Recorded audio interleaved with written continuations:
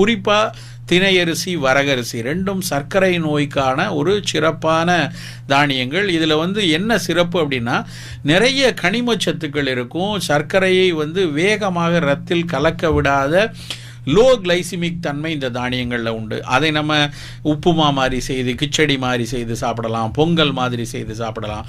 பொதுவாக நம்ம கஞ்சியாக சர்க்கரை நோயாளிகள் எடுக்காமல் இருப்பது நல்லது.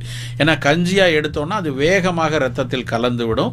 அதனால் அதை அரிசியாக சாதாரணமாக நம்ம நெல்லரிசியை எப்படி ஒரு பங்கு அரிசிக்கு 2.5 பங்கு தண்ணீர் ஊற்றி குக்கரில் வைத்து வேக வைத்து சாப்பிடுகிறோமோ, அதே மாதிரி வரகரிசியை நம்ம குக்கரில் வேக வச்சு சாப்பிட்டோன்னா நமக்கு இந்த சர்க்கரை அளவும் வேகமாக சேராது. குறைந்த அளவு சாப்பிட்டாலே இரவு முழுக்க பசியை தாங்கக்கூடிய தன்மையும் அதில் உண்டு. அதனால் ரொம்ப நீங்கள் உணவை திட்டமிடும் பட்சத்தில் நம்ம வெறும் கலோரி கணக்கையும் கார்போஹைட்ரேட், புரோட்டீன்